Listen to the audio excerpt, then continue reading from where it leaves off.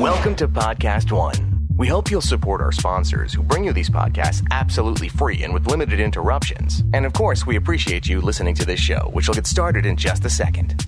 The following program is a PodcastOne.com production. He started in a small town in Texas. Worked his ass off to become one of the most famous wrestlers of all time. We're gonna take care of business tonight, and that's the bottom line. And now he's dominating the world of on-demand audio. And he's doing it for the working man. This is a damn good outlet for me to spew the bullshit off my brain. Yeah! This is the Steve Austin Show. Unleashed.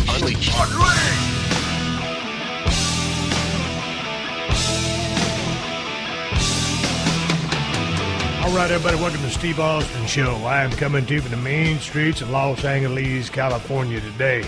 I got a hell of a show for you. I'm talking to my old pal, Paul Lazenby from Vancouver, BC.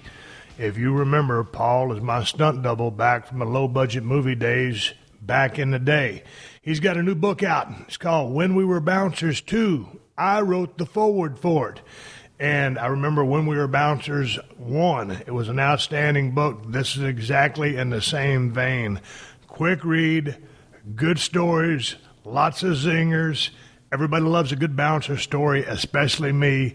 And it was good to be a part of this book, and I'm real happy for Paul. I think he's going to work on number 3. You'll hear that in the podcast. But he's going to tell us about some of the people and the stories in this new book. We're going to go back and talk about some of my low-budget movies that Paul and I filmed together, some of the shenanigans, bullshit, shortcuts that were taken during the film of these movies. Some of this shit, man, me and Paul are just laughing our asses off because we went through this stuff together. Paul's a good friend, and I hooked up with him because he was out here in Los Angeles a couple of weeks ago for that New Japan G1 tournament in Long Beach, and we're going to break down some of the matches, some of the performers from that event. You've heard me talk about some of them in the past, but it's a little bit different with Paul. Paul's opinions on some of the guys, including Kenny Omega. Paul just finished filming the new Predator movie. He's going to tell us a little bit about that, what he can talk about anyway. And there's a lot of bullshit to just cover with Paul, and some of the stories are pretty goddamn good. Wade Keller is going to be at the back end of the show to talk about this week's Raw and Smackdown as far as what's happening, a couple of storylines, a couple of the big angles they shot. The Kurt Angle storyline was a real doozy. I believe both him and I really enjoyed Fandango and Tyler Breeze's segment when they pulled the horse head out of the box, referencing the old Godfather movies. God damn, I laughed my ass off. Had to hit the rewind button. So we'll talk about a few things. I'm going to put my segments with Wade on hold for a little bit while I'm in production. It is very hard for me to do much of anything once Broken Skull Challenge gets into full swing, and we're going to start with the camera rehearsal on Monday, and then we'll start rolling contestants through this coming Tuesday. So I will be cranking out my normal podcasts. I really don't have time to watch Raw or SmackDown, and once I get on location, which if you listen to the show, you know that I live on location while we're filming 5 days out of the week.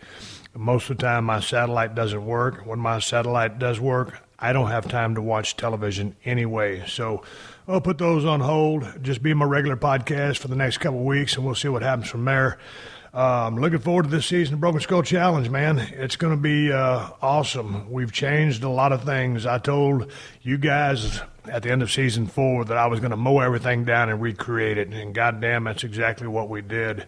And the contestants this year are going to have a hell of a time navigating the challenges and the Skullbuster. So I'm looking forward to getting started. Part of getting started is getting my wardrobe together, getting all my T-shirts from ProWrestlingTees.com, working on some new designs. We got some cool artists on board working on some shit. Also, some of the artists from the past few seasons are chipping in some T-shirts, so I think we got a pretty good selection of shirts. Getting those things all finalized up, getting some new tennis shoes. And goddamn, I'm taking my old pickup truck out there to haul all my weights out there. And I'm fixing to drive my pickup truck to the car wash, and that sumbitch's been sitting underneath a tree for about 2 months. Haven't driven it a bit, and it has just got shit, bird shit, tree droppings, smog droppings all over it. Goddamn, the sumbitch is dirtier than hell. So I fixed to drive that thing to the car wash. So when I roll out there to the Broken Skull Challenge compound on Saturday to drop a bunch of shit off, and then when I load everything up on Sunday, that's when I will start spending the night out there and getting ready for the grind and getting ready for the shoot, that my truck is looking proper. I tell you what, one of the things I'm looking forward to when I set up my compound out there, I have my power rack. I've got my Olympic barbell and some dumbbells that I take out there. And I take my assault air bike out there for my cardio. But this year I'm going to take my bow out there and a couple of targets. I pulled my bow back the other day. I didn't know if I was going to be able to pull my compound bow back. I don't know what my poundage is on that thing. It might be 60. That might be exaggerating, but it's in that ballpark. I was able to pull my bow back without any problem. And when I had that last shoulder repaired, I thought I might not be able to pull a bow back again. So I'm excited about taking that thing out there. Living here in Marina Del Rey, man, the yards are so small. I had a 20-yard target set up, but there's really no room for any kind of arrow, because if that arrow bounces off anything, you're probably going to shoot somebody in the head. So I don't shoot my bow too much when I'm at 316 Gimmick Street. Anyway, I'm looking forward to that. And just looking forward to it. One thing I'm going to miss, though, is I used to take Hershey the Wonder Dog out there with me. But ever since we got Moolah, they become such good friends that now I don't have a dog to take out there and spend the night with me. So it's just going to be me out there. But I enjoy. This is one of my favorite times of the year. First off, because I love hosting the Broken Skull Challenge. It's the best job in the world. I love having the best athletes in the United States come out there, the men and the women, absolutely putting everything on the line to show what they've got. From just my standpoint, I love to work. And then at nighttime when the sun goes down, man, I tell you what, it's just a real neat feeling to be outdoors again. I love camping, and when that sun goes down out there in those mountains, it's just kind of a magical atmosphere that comes out. I don't know what it is about those hills and mountains out there in the desert, but it's very, very cool, and you get some coyotes howling every now and then. It kind of makes me miss the days of the Broken Skull Ranch way down there in South Texas. Whole different vibe, but just being out there on a couple of 100 acres all by myself is it's fun for me. So I enjoy being out in the middle of nowhere. I enjoy the contestants. But once they get out of Dodge, hey, man, I got that whole place to myself. I ride around in my Kawasaki mules. I'm going to take out I was wanting to get one of those grills that use the pellets, a pellet grill. And I'm going to get one of those. And I'm thinking if I cook my dinner, which is usually about a 6-ounce piece of salmon, if I throw my chicken breast on there while I'm using that grill, that'll be my food for the next day. So I'm trying to kill a couple of birds with one stone there rather than taking all my frozen meals out there, because those things start tasting like shit that my wife cooks for me. So I'm going to take a different approach here, try a pellet grill and see how that goes and see what kind of results I got. I had a piece of salmon that was cooked on a pellet grill when I visited my brother-in-law in Nevada, and it was absolutely delicious. So I'm going to give that a shot. Normally, I'm a gas grill guy. I ain't got time for that shit, but if I can just turn the knob on this motherfucker and get it kicked on, throw my shit on, and then go get it in 20 minutes, that might be right up my alley. But anyway, let me digress. Let me get back into the body of this podcast. Before I get to my conversation with Paul, I know it's hard to find good, hardworking, and talented employees. And if you're looking to fill a position at your company, then you need to get to ZipRecruiter.com so you can find the best candidates for the job you need to fill. With ZipRecruiter, you can post your job to 100-plus job sites with just one click, and then let ZipRecruiter do the rest. Their powerful technology matches the right people for your job, and that's why ZipRecruiter is different. Unlike other job sites, ZipRecruiter does not depend on candidates finding you. ZipRecruiter finds them. In fact, over 80% of jobs posted on ZipRecruiter get a qualified candidate in just 24 hours. And here's the best part. You don't have to mess with sorting through emails or juggling calls to your office. You can simply screen, rate, and manage candidates all in one place with ZipRecruiter's easy-to-use dashboard. Find out why ZipRecruiter has been used by businesses of all sizes to find the most qualified job candidates with immediate results. And right now, you can post jobs on ZipRecruiter for free. You heard me right. I said free. Just go to ZipRecruiter.com/Steve. That's ZipRecruiter.com/Steve. One more time for the hearing impaired to post your job for free. Go to ZipRecruiter.com/Steve.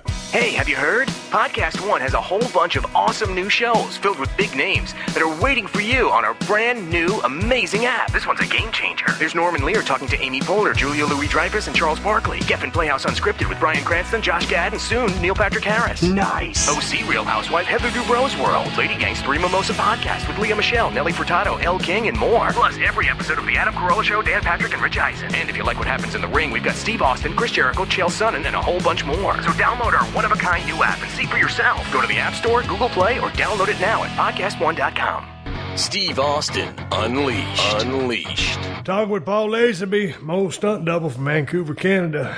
Welcome to the crib. How are you? Thank you very much. I'm doing great. It's great to be back on the show, and the crib is looking fantastic since the last time I saw it. It's been a while since you've been over here. Yeah, it's been a few years. I remember your whole saga outlined on previous episodes of the podcast about going through the renovation hell, but it paid off because it looks it was nice before. It looks substantially better now. You know, I was talking to my wife the other day, and I was like, man, has Paul ever been over to this crib? Because, shit, the last time I remember seeing you, I thought we talked on the phone the last time, or was that in person? No, we did it on Skype last time. Yeah, that's what I thought. And I was like, man, last time I remember seeing Paul, unless something happened, was down at the ranch. But we saw each other before that. Yeah, I think so. I forget which order it was, but yeah, I had been here before, and I had been to the ranch as well. Speaking of the ranch, you were one of the only human beings, Paul, that was an extended an invite to the Broken Skull Ranch. Oh, you sold it, and we're cool with it, but you were the only human beings that ever was invited to the Broken Skull Ranch. That speaks volumes as to how I like my privacy and just don't like anybody hanging around. Well, I'll never fail to appreciate that because I'm the same way. Like, I always have to have my place where I go in, lock my door, and everybody just leave me the hell alone. So for you to want to bring me up to that isolated area and spend several days where you couldn't get away from my ass, when Ric Flair came, he said it felt like he was in Afghanistan. It was so far away. So I don't think it's quite Afghanistan, but the good part, the high spot of the whole week for me was you stayed about 5-6 days. Yeah, I think so. So we were shooting and doing all kinds of stuff, riding around, having a good time. But one of the high spots for me was it rained cats and dogs before we left. And you had that little, what the fuck kind of car did you rent? It rained, but you needed 4-wheel drive to get out. And what were you driving?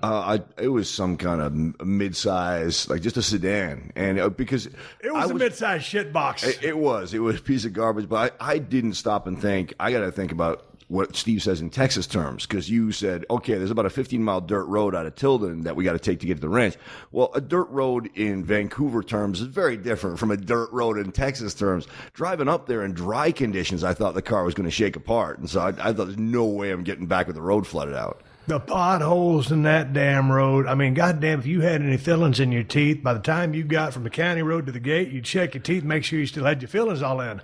It was rougher than a goddamn cob. And when we first bought that ranch, it was just a gravel road.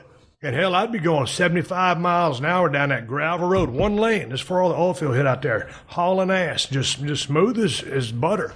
Just hauling ass down a gravel road. And then all the oil field trucks came out and they started putting in these massive potholes. And I'm thinking to myself, how in the fuck? I know it's 18-wheeler, but how in the fuck can just a truck with 18 wheels, rubber wheels, with a bunch of weight on top of it create all these potholes? Anybody got any ideas how potholes are created through the physics of having a rubber tire roll over them? Send it to question@steveaustenshow.com and let me know. Because if I could put some time-lapse photography cameras out there, Paul, you work in the movie industry. We're going to get that in a little bit. If you can put a camera out there and just film that shit, you know how they do those long shots with the sun coming up and all that other stuff, of a pothole being made by all these 18-wheelers. But goddamn, one time we rode out there, true story, straight up shoot.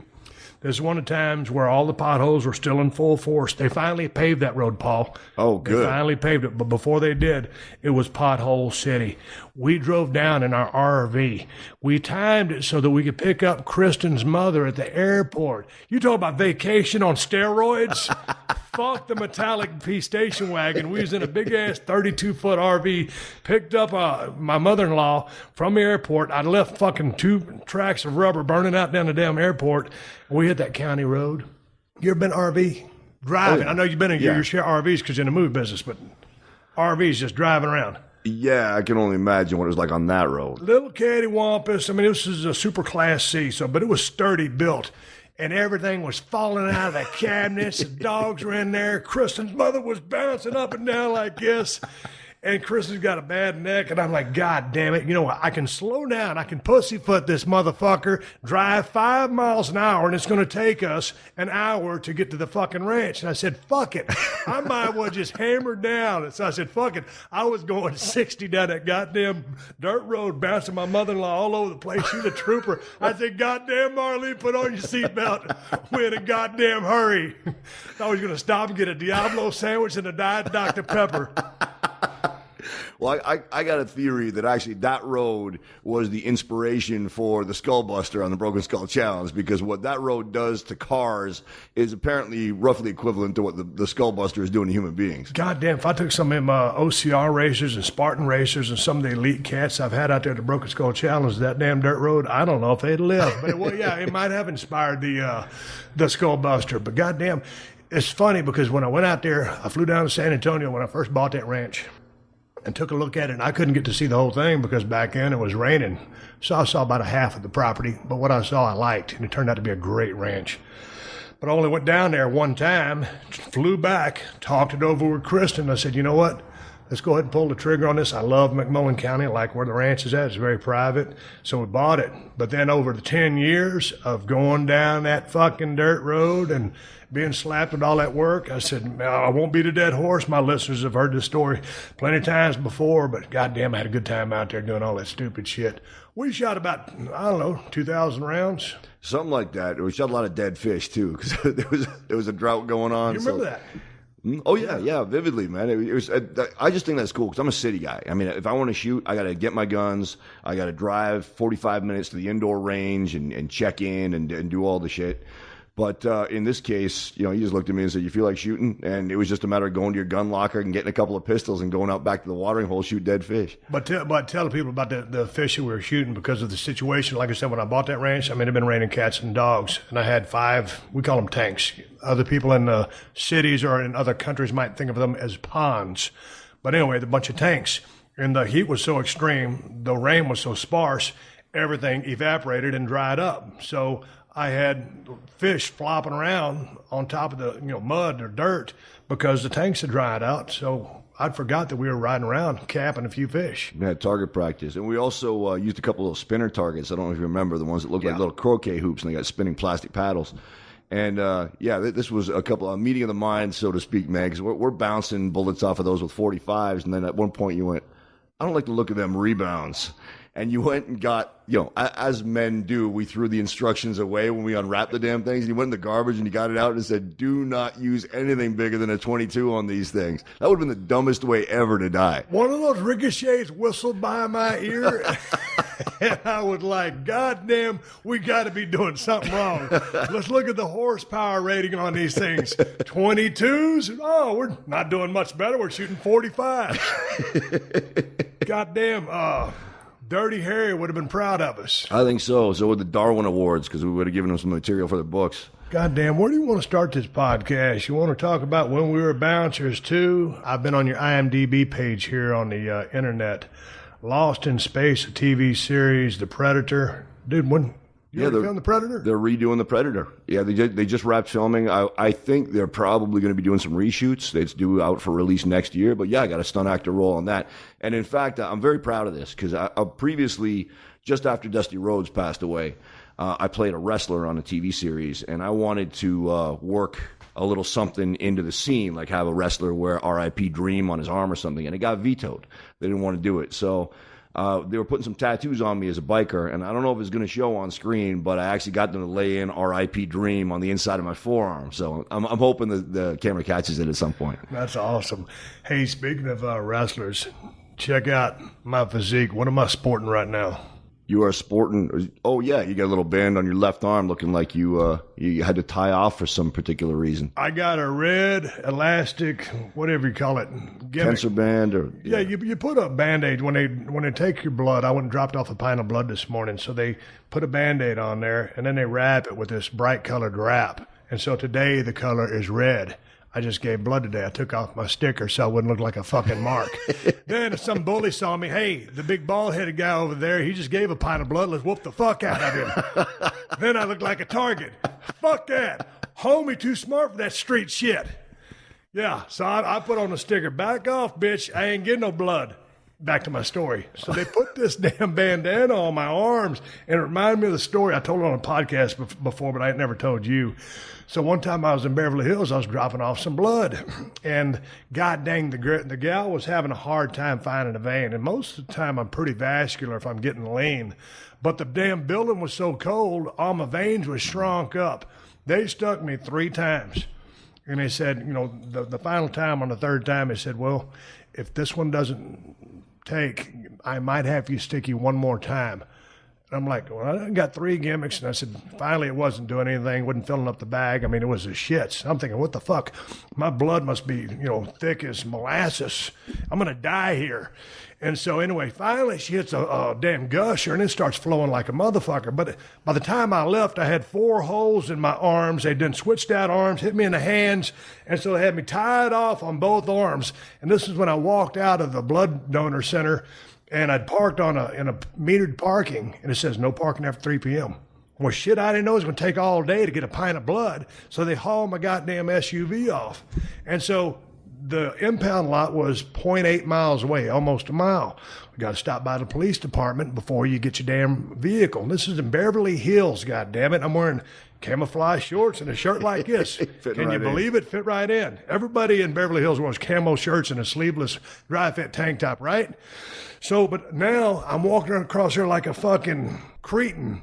A cretin is the word I'll use. I got both arms tied off, look like a shitty version of the Ultimate Warrior, or maybe even the Warlord. My guns taped off, anemic as hell, just took about 3 pints of my blood, stuck like hell. I looked like a fucking idiot. And I know people, because like I was sitting there thinking, in the movies, in the big cities, New York City, Boston, Chicago, dare I say, Los Angeles, Beverly Hills, you just walk out of a building and go, taxi, and one of those motherfuckers just magically rolls up. I'm on the busiest fucking corner of Wilshire and Beverly Hills, so I'm thinking there got to be a damn cab driver just going to happen by and pick me up. I'm watching them cars. Yeah. But there's a reason there's metered parking, no parking after 3 p.m. because it's rush hour. I tried to whistle down a couple of them. They just looked at me like, you fucking Mark, we ain't going to stop over here and get killed trying to pick your jabroni ass up. Anyway, that's the story that reminds me of sitting here talking to you on the podcast. When you showed up and saw that I'd tied off, I knew that I didn't want you to know that I probably saved a couple of lives giving this blood here, Paul. Oh, I think so. I think actually it's a good thing that they don't tell people who the blood's coming from, because there'd be a lot of fist fights over who gets a pint I was of Steve ribbing Austin's the guy. blood. Me and the guy was sitting there talking football, and I was ribbing the guy. I said, he goes, you drop off a lot of blood, don't you? I like to go every 2 months and keep a fresh supply and help a brother out. He says, man, you've been giving a lot of blood. I said, yeah, I just like to, keep my system clean. And I said, I'm surprised some of the shit I dropped off in here ain't melted a couple of those bags. He got a kick out of that. Because there have been some times that are coming in off a bender. It's like, let's see how the bag holds up. Well, so some people probably got a free buzz. I do. If you get a pint of my shit, what I want to do, I want to get a pint of Callie. We've got a little black lab next door. She's about 5 months old. You talk about gangbusters. If I get a pint of her blood and get that kind of energy, mister, I got the cure. Dude, you're making a comeback. Yeah. Well, there's a WrestleMania main event of your future if you get Cali blood in your system. God damn it. So is the Predator going to be any good? I'm hoping so. Like I know very little about it. They're real secretive about the project, so they gave me my lines, and I know what happened in my scene, and I had to sign this non-disclosure agreement about that much. But it's looking like it's a different take on it, and I've talked to a couple people who worked on the whole thing front to back, and they're optimistic that it's going to be good. Well, who is the lead? Or can you talk about that? Is that yeah, I mean, the cast is on IMDb already, so that's already out. But the one guy I recognize, because to be honest, it's I didn't recognize a lot of the names. They're successful actors, but not super huge stars. Shane Black is a director, which is a huge, weighs heavily in the movie's favor. That guy's got a great track record. And Keegan-Michael Key is the comedian. He's one of the guys. So that shows they might be taking a different direction with this thing. But right. I'm definitely not going to pass judgment one way or the other based on my scene. My scene will be excellent, of course, because I'm in it. I'm the new Laurence Olivier is at least in that part. So the movie's going to be a success based on that. But outside of it, I'm looking forward to seeing it myself. On a couple of low-budget movies that I did in Canada, you were my stunt double. I was surprised that you were in this major blockbuster and you didn't call me and just at least give me a chance to be your stunt double because you were a featured or numbered actor on the call sheet. Well, I didn't want to break it to you, but I've ascended to a level as an actor now where I kind of had to remove myself from medium level success people professionally. We're still friends. Don't get me wrong, but professionally, we had to go our separate ways at some point. I did bring your name up, and they just went, I don't know, man. Like that guy's still working his way up the ladder. Here's the thing: it's funny when Paul was first going to start doubling me. He's watching me walk around the set. And they noticed that my right arm doesn't straighten out. So I was watching him, his right arm wouldn't straighten out. And I was like, Jesus Christ, this fucking guy's a real piece of work. What a perfectionist. You going to fucking mimic the gimmick elbow that doesn't straighten out, you cocksucker? What a pro. I didn't know if you was being a pro or ribbing me. Which one was it? It's a combination. Actually, this is kind of weird, actually. My arm doesn't straighten out all the way. So you weren't acting. No, we got a similar injury in that way. Yours yours doesn't straighten out to a greater degree than mine, but no, I actually walk with it a little mildly bent. So years from now, there will be a table just like the one we're sitting at a restaurant with two skeletons just sitting there opposing each other, and there will be a piece of paper in the middle that was the bill. What happened to these guys? Neither one of them could reach the paper. Neither one of them could reach the ticket, so they both starved to death and died. Our legacy. Put us in the Smithsonian. What an exhibit that will be. That'd be something. Cheapskate 1 and Cheapskate 2 from BC. It would make some art gallery. Yeah, if not the Smithsonian, some art gallery. Some of the shit I've seen in art galleries that doesn't need to be in art galleries, I think that should be in an art gallery. Absolutely, yeah. A global icon and a national treasure and a cat from Vancouver. I had to get my shit back on you. Ouch. You got a receipt coming? In the business, we used to throw a right hand. A receipt can be a verbal receipt here on the podcast. Dude, what are you doing down here in Los Angeles? It's good to see you. You look like $1 million, but what brought you to town? Well, thanks. I just like to drop everything and go whenever there's something I want to do. I spent most of my adult life not making any money, so there were always things that I wanted to go see and do and stuff, and I couldn't. So now I jump on the opportunity. And they had the New Japan is having their first American shows, part of their annual G1 tournament. And I wanted to see that. That was a chance to meet up with Don Callis again. He's an old friend of mine. And chance to see you. Maybe I'm going to try to see Boss Rutan while I'm here. Just hook up with some LA people that I haven't seen for a while. What did you think about the show? As we talk, now this show happens a little bit back, but this was fresh because you and me were sitting there in a production truck watching the whole thing together. What was your take? I enjoyed it. I mean, there was some real good stuff happened on it. They started strong. It was maybe not to everybody's taste, but the 10-man tag at the beginning, which is just all kinds of craziness and high spots and stuff like that, definitely got the crowd up for the rest of the show. And then there were some performances that night that just blew me away. I mean, it's good to see Juice Robinson getting some North American exposure because I didn't know really much about that guy until I went to Japan this past January for the Tokyo Dome show, and he worked Cody Rhodes then, and I was extremely impressed with Juice and realized I got to start paying more attention to this guy.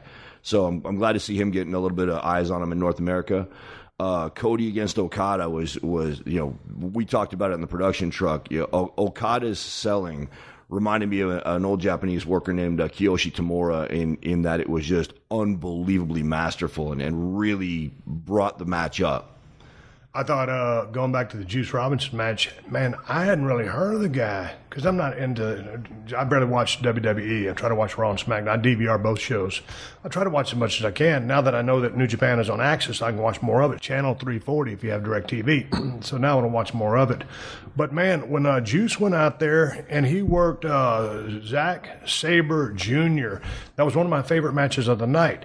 Just the holds that Zack was employing. Jesus Christ, what a technician this guy is. Comes from that England background of technical wrestling, and Juice selling that damn arm. And he had good fire, working the crowd good, but not pandering to the crowd. That was one of my favorite matches. I really enjoyed that match. I enjoyed Cody's match with Okada. And there was just, standard fare, kind of going back and forth those first 10, 12 minutes, putting the time in, trying to get the story going. Cody playing the part of the heel, kissing his wife a few times over in the corner. But when they finally settled into the match, but then when Cody started getting some heat and then he grabbed that, what's that hold call he grabbed on Okada? Someone called it. I thought Josh called it a calf slicer. Yeah, it was a modified calf slicer. It reminded me of an Indian deathlock, actually. Well, whatever it's called, it was a leg hold, and that's when Okada kicked in the Shakespearean theater, and I was like, "Holy shit, man!" That was awesome selling. I mean, that's what it's all about. And so I just thought they had a great match. I really enjoyed it. So, I mean, it was fun. I just got to see, dude was working pretty snug, and there was some good work in the ring. Yeah, it was wrestling. I mean, a lot of people have fallen off the WWE product because there's been emphasis on things outside the ring, and the in-ring product has changed. This is wrestling for people who like wrestling. I mean, and of course, we got to mention Kenny Omega just lit it up again. That guy just does not have a match that's not spectacular. In there with Michael Elgin, one of the most beastly strong and still agile guys in the business.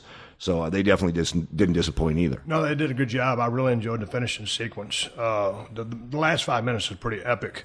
Going back, I want to mention one last thing in that Cody Okada match was when Kenny Omega came down with the towel, which came off the angle when Cody had the towel and wanted to throw it in, maybe to stop Omega from taking more punishment from Okada and Omega Okada 2. There was Cody. And so to see the storyline play out or the angle play out there at the first show in America at the G1 was really cool. That here comes Kenny and talking with Brandy, trying to get Brandy, Cody's wife, to throw the towel in. It was just a good little bit of a storyline because it added to the match.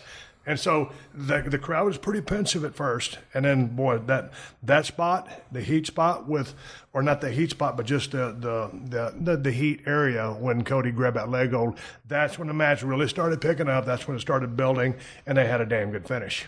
Yeah, I like to see the fact that there are people like Omega bringing storytelling back into a prominent position in the business, because there's nothing. If you like Spot Fest, that's great. You know, go to PWG shows, and there's nothing wrong with that. But myself, I want to see more than a Cirque du Soleil act. So it can't just be car crash wrestling every match on the card. And I like seeing an emphasis on storytelling. I actually did go to one PWG show. That's Pro Wrestling Guerrilla for people that aren't familiar with it. And generally, they're very spot-heavy shows. It's where all the boys go to just have fun, and the crowd's all in on it. Like the crowd's almost treated like the boys, and they flip and fly for the whole show. And again, that's great if it's your thing. But I was kind of getting burned out by intermission because there's so much talent in there, but they were all doing the same things. They were all going crazy. There's all fireworks going off every single match. 20 minutes to midnight, the semi-main event goes in. Hot building, burned out crowd, and Kyle O'Reilly and Chris Hero went in there and just wrestled for 40 minutes. They didn't come off the top rope. They didn't do fly-throughs. They didn't do anything spectacular, crazy. They told a story. There were times they were on the same spot on the canvas for 5 minutes straight, and they got the crowd back. And this was a crowd of people who like high spots. Right. And they still were rejuvenated because, you're telling us a story we can get into, we can engage. And it took some patience, and it built and built and built to a finish. So that showed me that even if spot monkeys are your thing, and that's fine, you will still respond to storytelling where the reverse isn't necessarily true. And that's why we always need storytellers like Kenny Omega and Cody Rhodes and other guys like Okada who are going to tell us those, address psychology, because it's very much needed. Man, I'll tell you what, the match that surprised me, it was a tournament match, was when Naito got beat by Ishii. And I was thinking Naito is going to move on. It just, that character walking down that damn ramp with that suit on and that laissez-faire attitude and trying to get the referee. Red Shoes was awesome. Oh, yeah. The whole night. And the thing he did with the Young Bucks and Kenny Omega, they were trying to get him to do the Too Sweet. Yeah. And they gave him the cross shot. So deadpan, too. The Naito Ishii match was a little bit of comedy in the beginning. Not comedy, but, when you hit the ropes and go into a pose, laying on the mat. But then towards the end, the last 10 minutes were brutal. I mean, those two dudes are beating the shit out of each other. They were bringing it. So you're talking about tough as nails. And so, dude, even just the head slaps. Yeah, well, Ishii matches generally are hard hitting. Like, that's one dude that I'm actually concerned about because I love watching him work, but he just, Togi Makabe is another guy that I wonder about because they just wrestle such a brutal, hard hitting style all the time. And we've seen that kind of style take its toll on previous All Japan wrestlers, especially where they used to lay into each other.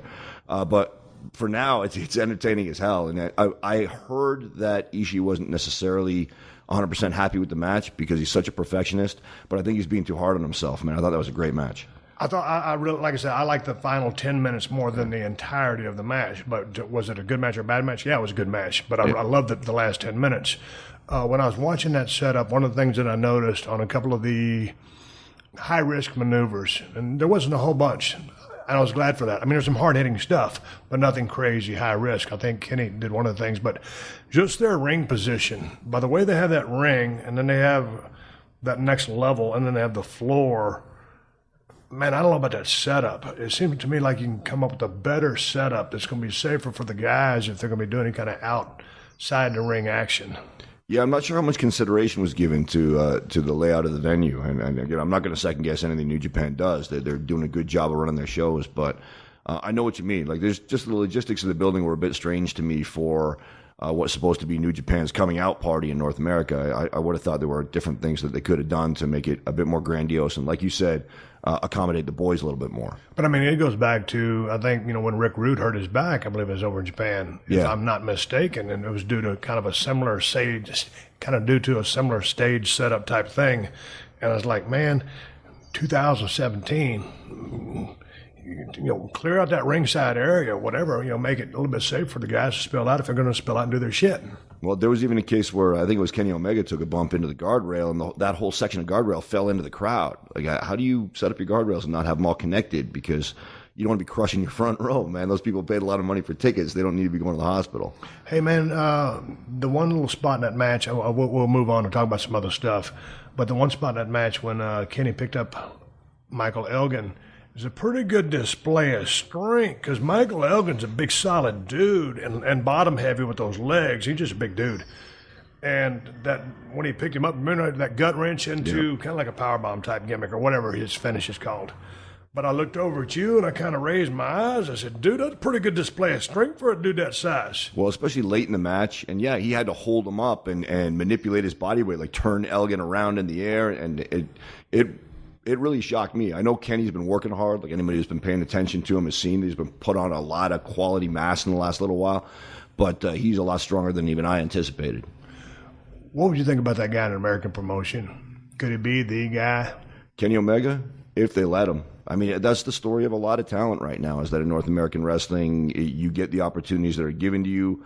But it also, from my perspective anyway, seems like there's a lot of times where the company decides whether or not you're going to get over. And if they decide you're not the guy, then you're not allowed to turn yourself into the guy. They'll hamstring that. And I'm not sure. From what I understand of Kenny Omega, he's a guy that really likes his creative freedom. He likes to be able to expand his character as opposed to being wearing creative handcuffs, so to speak. And so I'm not sure how much he would be able to thrive in, say, the WWE environment where they're micromanage their talent a lot more. When I look at his in-ring ability, and when I've seen some of his promos, the X factor that he brings to that, and just as a persona, I think he could be the guy. But like you said, does he have the talent and ability to be the guy? Yes, he does, and he has a good look. But it's whether the system, or they say, the company, what you're saying, they have to make up their mind that, hey, this is our guy. But I believe he has enough X factor to garner a larger audience than is watching right now. I just do. I just think he's a magnificent worker. He just seems like he's got a lot of charisma. There's just something about the kid. If you put the company and made him a focal point, I think he could be that guy.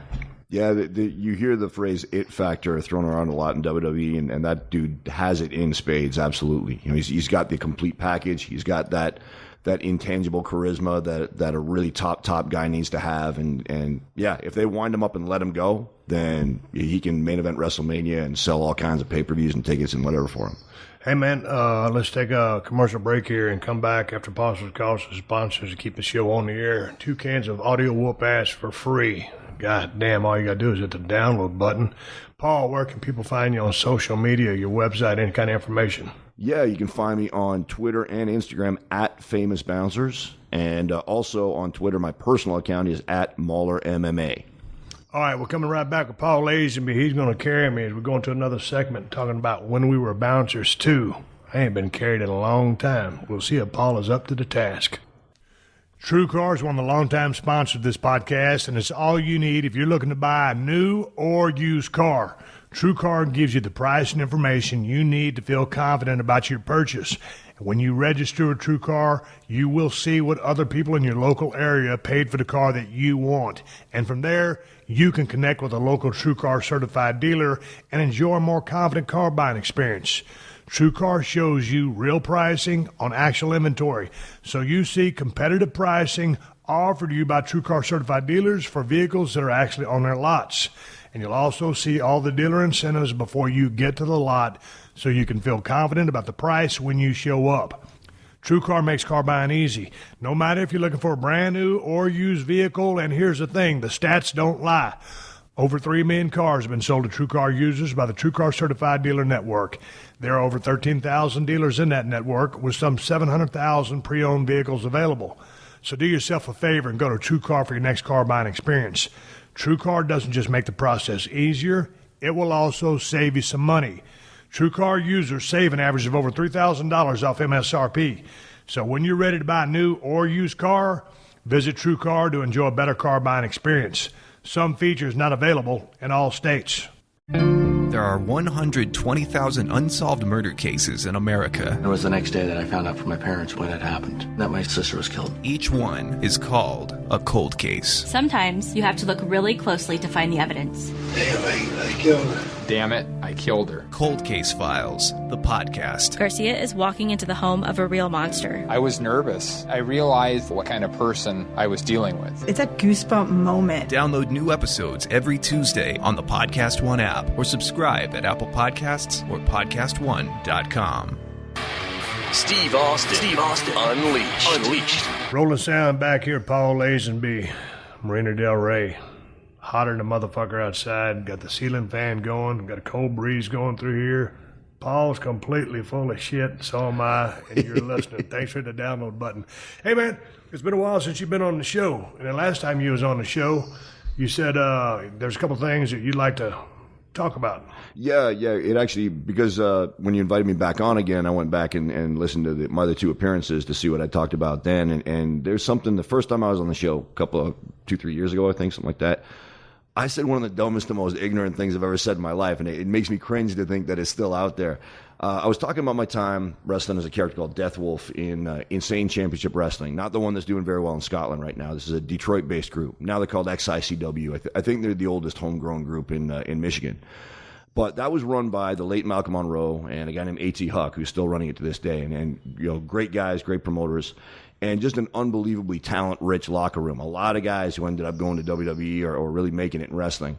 And at one point I was talking about, I was lucky enough to be popular in that group, and I said I was selling their building out for them.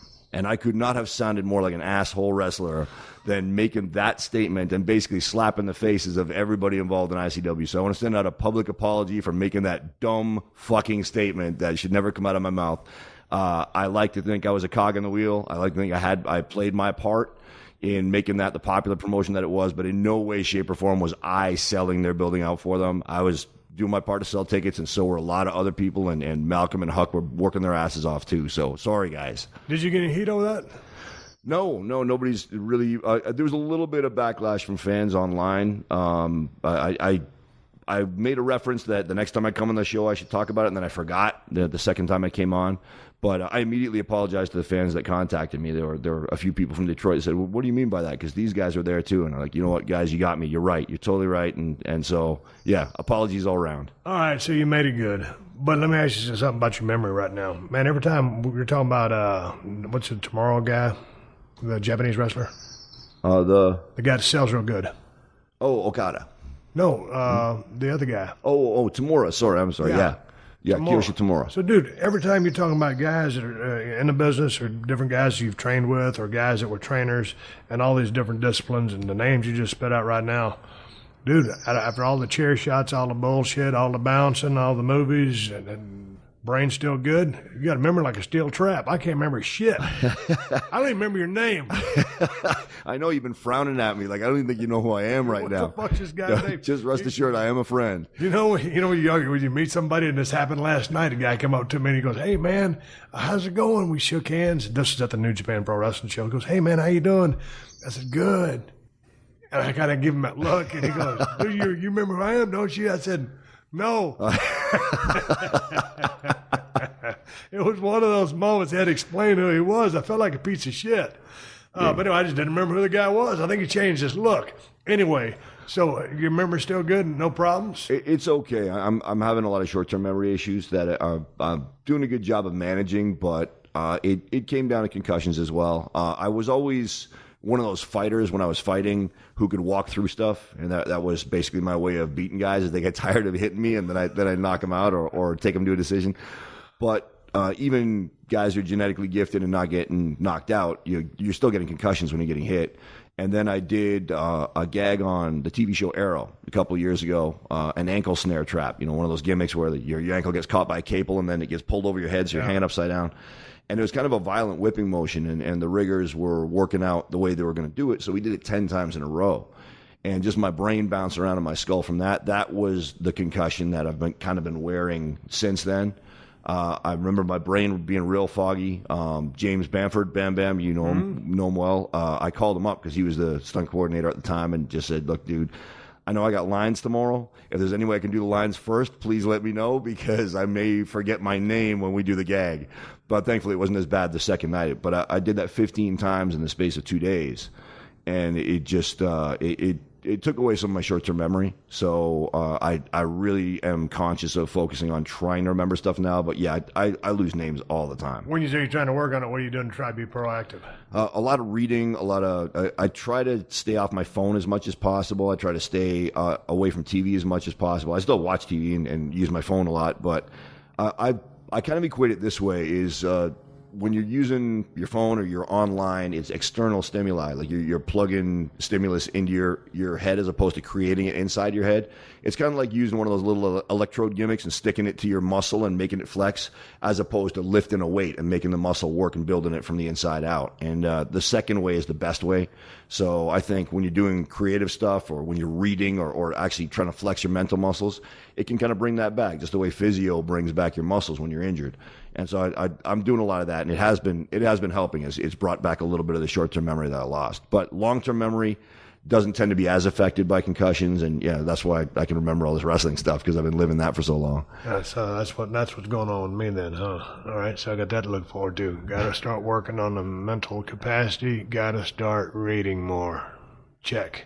Hey, segueing off of what you just said, keeping your face out of your iPhone or your smartphone, whatever you're carrying over there, you've been driving around the streets of Los Angeles for a couple of days now. Have you noticed every motherfucker that's driving is texting while they're driving? Yes, absolutely. Drive you crazy or what? Yeah. This kills me. I know I'm beating a dead horse. I talk about this shit all the time, but that's how much it irritates me. You just came in from Vancouver. So I want to get your thoughts on it, because there's shit going on in Vancouver too. Yeah, it's just as bad there. I mean, everybody is glued to their iPhones now, and I'm guilty of it sometimes too. But it's gotten to be a real problem where people get anxious if they're away from their phone. I deliberately leave my phone at home sometimes, and I'll walk outside the house, and for like 2 or 3 minutes, I actually feel anxious, like I'm not connected to this thing, and that makes me realize I need to be away from it for a while. But there are people who never have it out of their hand. They wake up, they pick it up, and it's with them all day long, and they can't not look at it while they're driving. The pedestrians walking out in front of you, texting, when you almost hit them and lay them out, they don't even care. It is becoming a real bad deal, and I think people need to start realizing that you need time away from technology as well, as great as it is. Hey, man, I was sitting there thinking about smartphones and stuff like that. I was walking the streets of Vancouver a couple of years back. I had my iPhone with me, but I had my camera with me. And I was walking around some of the neighborhoods. I'd left the hotel. I'd walked about 3 miles. I was taking pictures of, just the landscape, the hardscape, the buildings and stuff, the architecture. I was really getting a lot of good pictures of graffiti because I always just love the artistic flair to graffiti. So I started getting some shady, areas of town. As you know, you can quickly find in Vancouver. Oh, hell yeah. It's a great city. I love it. It's beautiful. But there's some sketchy areas over there. So anyway, I'm riding along. I'm walking along. All of a sudden, this is before the cop comes to see me. This cop pulls over. He goes, "Hey, aren't you Stone Cold Steve Austin?" I said, "Yeah." He goes, "What are you doing?" I said, "I'm just walking around taking pictures of graffiti." He goes, "Well, hell, you want to ride with me? I can take you to see all kinds of graffiti." I said, "Well, yeah." Shit, I jumped in the shotgun seat with the cop, and we went all over, the bad side of BC, and so I'm safe as a lamb in there with him. And I don't think anybody's going to jump me, but I got some good pictures. But before that happened, I wasn't on my iPhone, but I'll never forget this. I told this story on a podcast before. I was about to step off a curb, and I didn't look both ways. One of the few times in my life I didn't have my head on a swivel and look both ways. Folks, in the past, you've always heard me give you tips like carry jumper cables, etc., etc., etc., a four-way screwdriver, a pocket knife, those kind of tips. Look both ways before you cross the street. Goddamn, I stepped down that street, Paul, and this motherfucking smart car. A smart car almost demolished a global icon and a national treasure. And I got to say, if I'd have stepped out there and that car would have hit me and just T-boned me, I don't know if it would have killed the driver or it would have killed me. I don't know who would have got the worst end of the deal, but if indeed Steve Austin, the man formerly known as Stone Cold Steve Austin, got killed by a chump-ass smart car on the mean streets of Vancouver, BC, shit. I would have had to disavow all knowledge of ever having known you, man. That would just be too embarrassing to even be associated with. I wouldn't even want to get sad. That stupid motherfucker. Hey, whatever happened to Stone Cold? Dude was over in Vancouver shooting a low-budget movie with Lazenby. Dumbass got hit by a smart car and died. Fuck that. You know I'd be catching heat for that. What you doing luring Stone Cold up to Vancouver to get hit by a roller skate? God damn, I remember we was filming that one movie when I had infiltrated the Russian mob.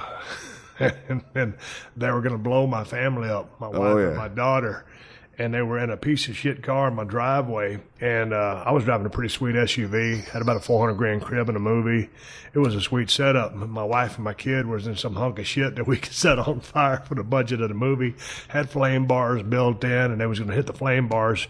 And, you know, so it looked like the car had just been blown up, and it was a fiery mess. And I'm beating on the window, trying to get my family out. They're burning to a crisp. I'm crying. I got to save Mama and my little baby girl.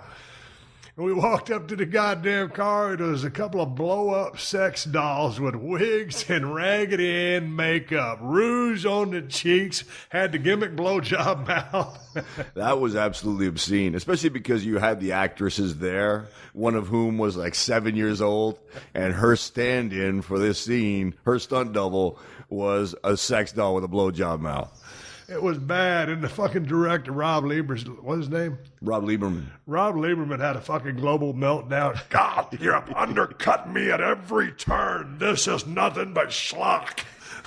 I'm thinking, okay, in about 5 minutes when he says action, they blow up the car, I'm pounding on the fucking window, channeling my inner Daniel Day-Lewis with all these pent-up emotions. My whole marriage is flashing by with the birth of my baby daughter, and they're fucking burning in a car, and they're blowjob dolls from the fucking sex store down the fucking street. Holy smokes, you talk about method. Hey, you should be proud of yourself, man. If you can pull that off, then you have a real future in the film business. But right before that, we was doing a thing where you were going to do a stunt off an air ramp. Explain what an air ramp is. Air ramp is a compressed air catapult. So you step on it, and it's either pressure activated where you step and then it fires, or somebody else will trigger it. You know, you can trigger it yourself with a thumb trigger, or somebody else will fire it from off to the side. And it, like I said, it's a catapult. You stand on it, and it throws you. So these things are so freaking powerful. The first time I rode one, I weighed 260 pounds, and that thing threw me 7 feet up and 30 feet straight ahead, and it wasn't even turned all the way up. So they're extremely dangerous. You can get killed on these things. People have really gotten maimed badly from riding them wrong. You got to ride them perfect. But when you say ride, you step, and when you say the ride, but that's because of the air compressor. You got to kind of have, you don't want to have your legs totally locked. But explain the technique behind that when you say ride, because they throw you the fuck off. Yeah, actually you do. In that case, you do want your knee totally locked, because this thing is so powerful. You're stepping on the platform, and then it's going right away, and the catapult is going up with such power. If your knee's bent, nobody in the world is strong enough to hold a bent leg under that kind of force, and it'll just take your knee and clap it up underneath your chin and tear your hip out and everything.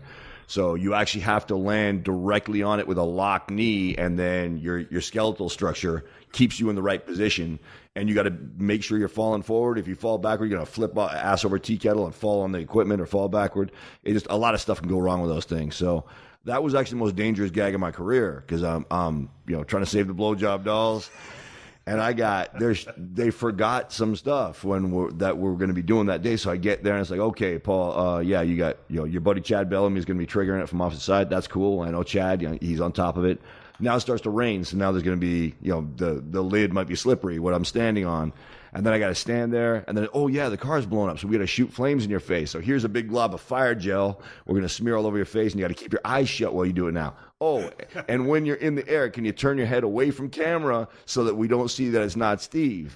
And so on and so on. There's so many curveballs got thrown, and I come very close to breaking my neck rehearsing that gag into pads, and the whopper was 2 days before when they said, oh, yeah, by the way, we were doing a tech survey, and we're seeing the lawn that you're landing on, so we can't give you pads to land on. So I'm getting thrown up. This is like one rib after a rib after a rib. I was just like, I am so dead. This is going to be the last day of my career. But, yeah, I got thrown up, backwards, with flames shooting in my face, 6 feet up, about 12 feet back, land on my head on the lawn. And Lash, the stunt coordinator, actually, he just went and told him, he said, you better shoot the hell out of this, because I'm not. If he's able to do a second take, I'm not letting him, because this is dangerous. And managed to nail it. I was so happy. I hit the ground, got a little bit of whiplash, but all good. Rolled through. Everything went well. And this is before I knew you well enough to ask you to pull rank, which was just killing me to this day, because you went over to Video Village after you found out I was okay, and you went to the video guy was showing you the footage of the gag. And then we're walking away. You're walking away, and I'm walking toward it, so I can go look at it. And you shook my hand and said, good job. And then I went up, and the guy's already ripping out cables. He goes, oh, no, screw you. You don't get to see it. And in the final product of the movie, you don't even see the gag. There's like Steve trying to save the doll, big fireball, and then me laying on the lawn. So most dangerous gag of my career, I've never seen it. God damn it, I hate it when that happens. On that note, so many things like, I think it was another extravaganza blockbuster that we were filming up there, and we were going to do a fight. I had to kill about 15 bikers in this movie. I had just blown out my left rotator cuff. Remember that? Yeah, recoil. God damn it, man. Meth-selling bikers. I go into a pool hall. We're going to have a goddamn hellacious fight inside that pool hall. All of a sudden, they bust out the gimmick pool cue, and that's what I want to end up breaking that pool cue and enter it to beat some ass. Well, first take, we shattered that son of a bitch as expected. Okay, stunts, fly in the next gimmick pool cue. We only got one. And, dude, I got a torn rotator cuff, and I just found this out prior to shooting, and a normal person would say, hey, we got to halt production. I got a torn rotator cuff. I can't really fight. If you'll notice, all of the fights in that movie are done with my right arm because the left arm is down. And I was pretty much holding my hand in my pocket, eating Vicodin to get through the shoot. And so we had y'all had to redo all the fights because of the choreography. I could only use one arm. You remember this? Yeah. We had to shoot anything that required the left arm I had to do, and they just shoot it from behind me or whatever. But goddamn, dude, when you roll into a pool hall and someone said, hey, man, we're going to do a fight in a pool hall, you got to have a shitload of gimmicks. And so we only had one gimmick pool cue, and so then we started using a real pool cue, and you and the other guys would say, what was it? It was Bam Bam, actually, Bam James Bam? Bamford. And Bam Bam said, just go ahead and hit me for real. I said, dude, I can't do that. As I ate another Vicodin Plus, Vicodin ES. And he said, dude, you got to do what you got to do. I said, all right, dude, I'll do the best I can. But, it was a clusterfuck. Well, that was funny, too, because there is a way to take a lot of the stink off it, so to speak, if you're hitting somebody with a real stick. But nobody had shown you how to do that. So you're trying to take care of Bam Bam as much as you can. But, he ended up purple on his thigh. No fault of yours. And the horrible thing was, it was actually later when I was visiting the Broken Skull Ranch, and I said, remember that thing with Bam Bam? Why don't you try doing this? And you picked it up right away. But they didn't give you any time to learn it. If they had given you 10 minutes before shooting that scene, you would have been able to pick it up, and it would have been a lot less sucky for him. But that's the way things go sometimes. Dude, enough about the low-budget movies. Sorry I segued there. I wanted to talk about When We Were Bouncers, too. Tell me about this illustrious book. I got through half of it. Didn't get through all of it. You know my reading acumen, but I did get through the first one, and I wrote the foreword for When We Were Bouncers, too, because I enjoyed the first one so much. How did this book come together? How'd you round up all these stories? Basically the same way I did the first one. For people who aren't acquainted with the franchise so far, When We Were Bouncers is a collection of stories from famous people who used to be bouncers and security personnel telling their stories from their days of doing those jobs. And the stories are completely insane. Volume 1's got people like Samoa Joe, like Theo Rossi from Sons of Anarchy. It's got some big names in there.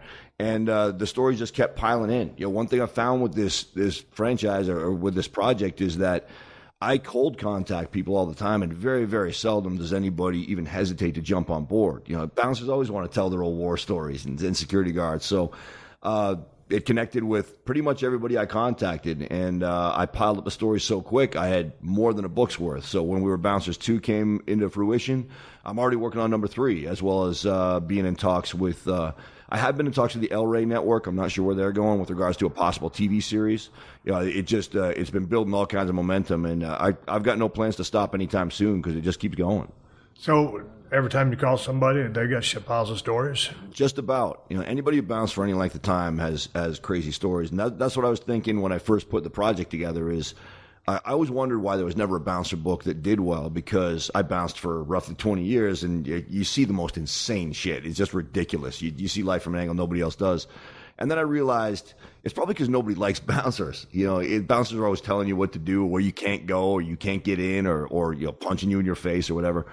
So then I realized, I'm lucky enough to know a lot of famous people. And so that's the hook to get people to listen to the stories is, okay, I might not like bouncers, but I like Ty Olson, the star of Supernatural, or I like Ken Shamrock, the UFC legend, or I like Chris Jericho. Well, they're all in here. So, I might not like bouncers, but I'm a Fozzy fan or a WWE fan. I like Chris Jericho. Let's hear his bouncer stories. And they're crazy. So then it just... I've very, very seldom got anything but a stellar response from readers, even people like yourself who, have a tough time sitting down and reading for a long length of time. You can read this in very short increments. You can read it for like 2 minutes at a time if you want. How's a standard cold call go for you? Usually online, and I'll just reach out to people and say this is, I'll refer them to whenwewere.bouncers.com, which is my base website, and say this is my project. And I'll say these are the people who've already gotten on board. And that's what's making it easier now is I've got people like yourself attached to the project. If I can drop that name, and that's how our mutual friend C.T. Fletcher ended up in the book, is that he said, look, I don't do interviews that often, but if Stone Cold's involved in this, I've got so much respect for him, I'm going to be involved too. And being a man of his word, he gave me some of the most insane stories I've ever heard in my life. By the way, I thank you for letting me know. CT's had some heart issues lately, and I'm just texted him. I'm happy to hear that he's on the mend, so get well soon, CT. And by the way, anybody who's in the Signal Hill area of California, Iron Addicts is legit a gym as you are going to get to, man. That thing is ultra hardcore. I trained there yesterday. Thanks to David Ruiz for letting me work in with you so I don't have to wait for an hour for a bench. And, I can't recommend that strongly enough. Dude, you're looking pretty buff. What are you doing with your training program right now? And what'd you do at Iron Addicts? Aren't you on a heavy powerlifting cycle right now? Yes, I am. And I didn't want to interrupt that, which is why I was glad to have access to Iron Addicts. But I got a guy named Mike Manarino in Vancouver. He's a world record-holding deadlifter / full 3-lift powerlifter. He runs a company called Forza Barbell. It's like a semi-private gym. And I showed you the video yesterday as we're recording this. That little bastard at a body weight of a drug-free 192 pounds pulled 710-pound deadlift. And he's got a competition coming up next week. He's going to shoot at 725. So he obviously knows what he's doing. I've known him for a couple of years, and even though he's so young, he's accumulated information and processed it and learned how to train himself and other people really well. And a lot of his clients are doing well. So initially we were just training partners, and at some point I thought, I got to get in on some of this. And I turned my training over to him. And, man, my bench has been going up. My deadlift's going up. And, my physique's getting better. So he obviously knows what he's doing. So what's the difference between what he's got you doing versus what you were doing? I fell into certain habits. I guess when you're a powerlifter at heart, then it's easy to get a little bit lazy as far as doing high volume work, like high reps. I want to go in, I want to pull like heavy single deadlifts. I want to do maybe sets of 3, maybe 5 of squats and bench. But there are benefits of mixing in high volume work as well, and mixing in isolation work that contributes to your strength in the big 3, squat, bench, deadlift. And there's a formula to that, and there's a system to that I've never really had the patience to sit down and learn.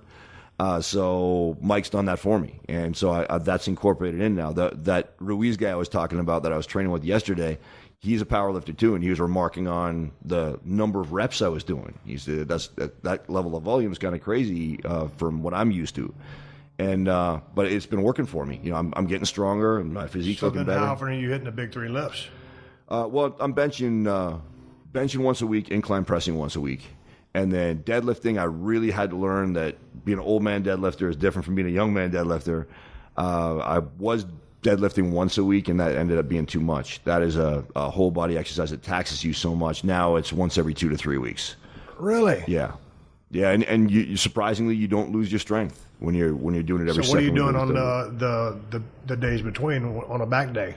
Are you doing rack pulls? Are you doing heavy bent overs? I mean, are you just what's your accessory back work? Not a lot of accessory work. My accessory back work I do on bench day, and it's generally a lot of high rep rows. Like cable rows and dumbbell rows, stuff like that. That's where I always get lost. If I get on a program, or if back in the day we get on a program, whether I'm focusing on bench or all three, is related to a 1 rep max. And here's my percentages and here's my rep scheme. Okay.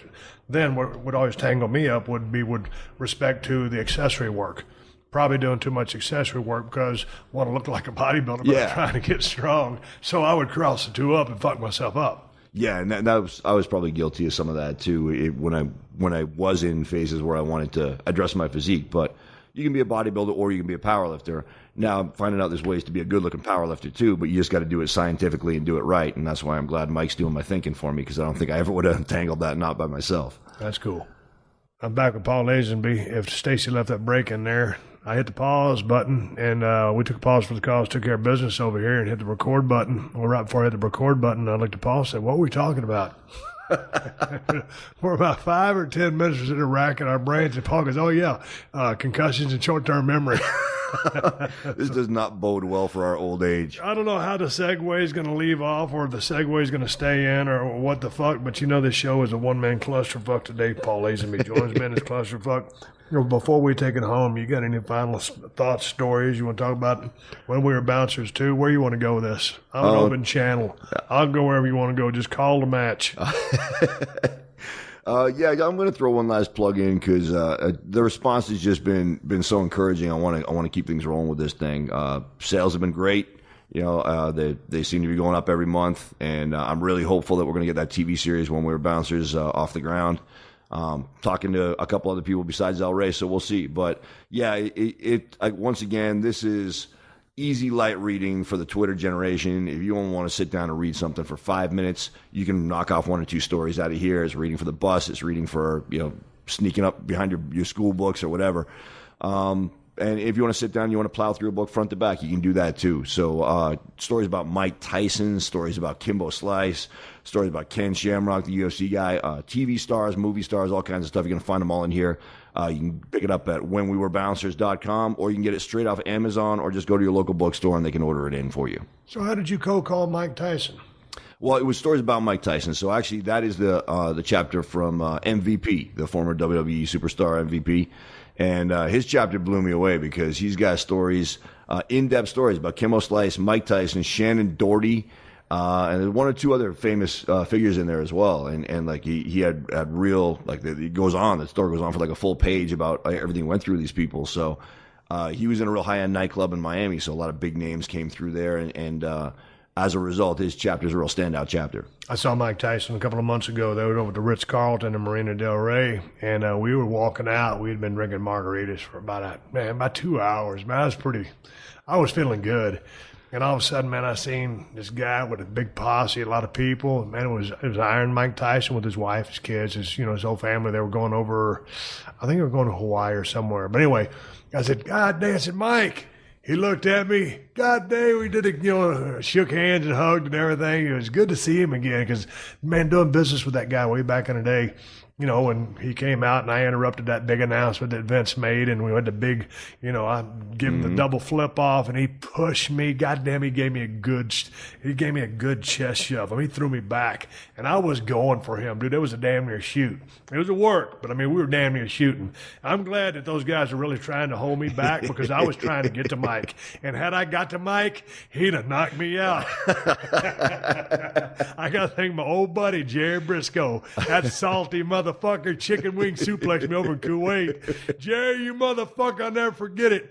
But anyway, Sarge and some of those other guys, but it was a shoot. They was trying to hold me back, and it was just a great moment. That dude, he's had a hell of a damn life, and he's fucked up a few times, but goddamn, he's just a good dude. Well, yeah, I mean, he was basically a wild animal that he's like Tarzan. You know, they pulled him out of the jungle. In his case, the jungle was the rough area that he was living in, and they taught him how to thump people into unconsciousness. But, you know, nobody was really handing this guy the tools for life.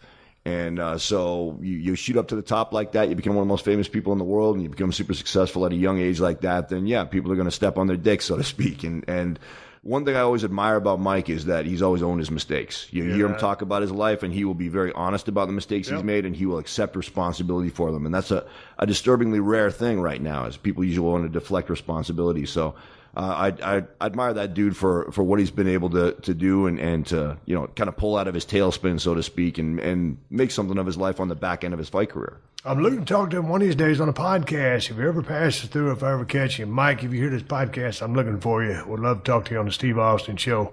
Hey, man, I'm going to wrap this thing up. Paul, one more time, a drive-by, social media, website. Where can people find you? You can find me at whenwewerebouncers.com and on Instagram and Twitter at Famous Bouncers or at Muller MMA. And if I may be so bold, I know you're in the habit of recommending a match of the week in pro wrestling terms. Go for it. I would like to strongly recommend one of my two favorite wrestling matches of all time, and that is the guy that we both greatly admire, the late Doug Furness, one of the greatest powerlifters of all time and spectacular pro wrestler, and a guy who was very good to me in the early part of my pro wrestling career, Phil LaFawn, a.k.a. Dan Crawford. They were a tag team called the Can-Am Express in the early 90s in All Japan, and just absolute world-class elite. They had a match for the All Asia Tag titles, defending them against Kenta Kobashi and Tsuyoshi Kikuchi, Kikuchi. You can find that on YouTube. It is one of the most incredible tag team matches I've ever seen in my life. You know, you often hear about Kenny Omega versus Okada being a 6-star match. If you're going to call that a 6-star match, you got to call this one a 6-star match too. I watch it at least 2-3 times a year. And I really like, especially now that Doug Furness is no longer with us and none of those guys are in the wrestling game anymore, I think it would be really good for them to be remembered for their entire careers, but especially for that match. I'm going to watch that back, and I will file a field report on the podcast as well. Paul, good seeing you. Thanks for stopping by. Thanks a lot for having me back on the show, man. I really appreciate it. All right, everybody, give me the go-home cues. I'm going to wrap up this podcast and ride off in the sunset. Before I do that, I want to thank my buddy old Paul Lazenby, my stunt double up there in Vancouver, British Columbia, coming by the house. Also, I want to thank him for giving me a ride home from the New Japan show that night. I took an Uber up there, and then Paul offered to drive me home. Me, him, and Don Callis booked the territory, got everybody over, and saved the business. Shout out to Paul Lazenby. Don Callis is coming up on a future podcast here in a week or so. We recorded that one podcast that you already heard, and then I recorded an evergreen podcast with Don Callis, so he will be back on the show in a couple of weeks. And if you have not heard his podcast with Lance Storm called Killing the Town, give it a listen. It's under the Jericho Network at PodcastOne.com. It's a free download, just like my show. Don Callis and Lance Storm, Killing the Town. Check it out. Hey, here's a quick plug for you. ProWrestlingTees.com/Steve Austin has all the shirts I'm fixing to wear on Broken Skull Challenge Season 5 that will be available very, very soon. My IPA is the best IPA on planet Earth. It's called Steve Austin's Broken Skull IPA, and you can find it at Whole Foods and Total Wines if you live in California. I've been getting a lot of feedback from people here in Cali that cannot find it at both of those stores. I'm going to check in to see why that beer isn't at some of the Whole Foods and Total Wines, because if it's supposed to be there, it needs to be there, because I'm giving you my word. If you ain't in Cali, check out InsideTheCellar.com and see if they ship to your state. And if you're looking to get either the Cold Steel Broken Skull knife or the new Working Man's knife, you can get them at my new Amazon store. Amazon has the best prices on both knives. Just go to Amazon.com/shop/Steve Austin. Some people have been sending me questions asking me what's the difference between the Broken Skull and the Working Man pocket knife. The difference is the Broken Skull is a 4-inch blade. The Working Man is a 3.5-inch blade. The Broken Skull is a little bit more expensive. The Working Man, a little more cost-effective. So both are extremely high-quality knives. Both have a hell of an edge. Both are badass knives. Hey, I got to say one more thank you to all the fine sponsors of the Steve Austin Show. That's how I'm able to do this podcast for you twice a week for free. You can find all of my sponsors at PodcastOne.com. Just click on the Killer Deals button at the top of the page and then click on the Steve Austin Show banner. If you want to follow me on Twitter and on Instagram, my handles are Steve Austin, BSR, on both. Folks, keep listening. I've got Wade Keller coming up at the end of the show, and then be sure to stick around for the AP News headlines right after Wade. Until then, my name is Steve Austin. We're about to roll camera on Broken Skull Challenge, the toughest, baddest, coolest show on TV, and that's the bottom line, and I'll catch your ass down the road. Thanks for listening to Steve Austin Unleashed. Catch new episodes every Thursday on the Podcast One app, or subscribe at Apple Podcasts or PodcastOne.com.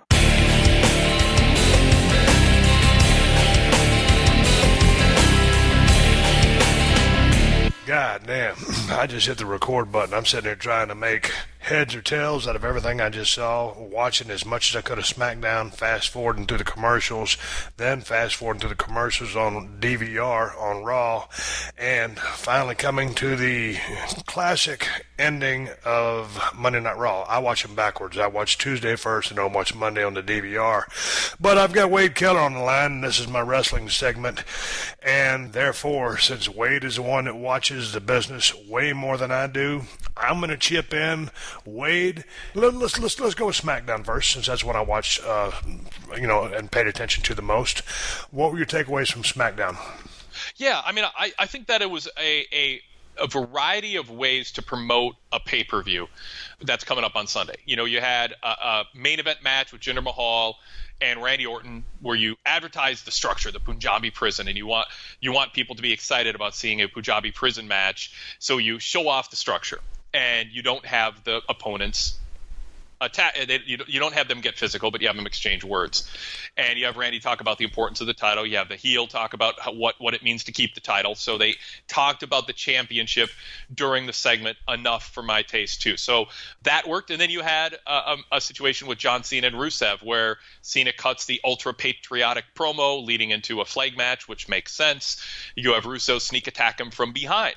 And when Rusev sneak attacks him from behind, that leads to a reason for John Cena to want for John Cena fans to want to see him make a comeback when he's not being attacked from behind, but is standing face to face with Rusev in a fair situation.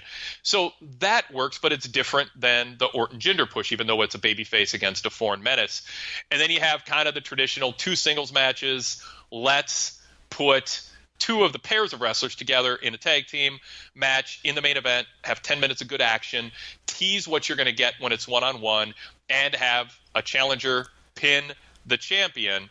And if it's a heel doing it, they got to cheat a little bit to do it, so that it doesn't seem like a burial of the babyface.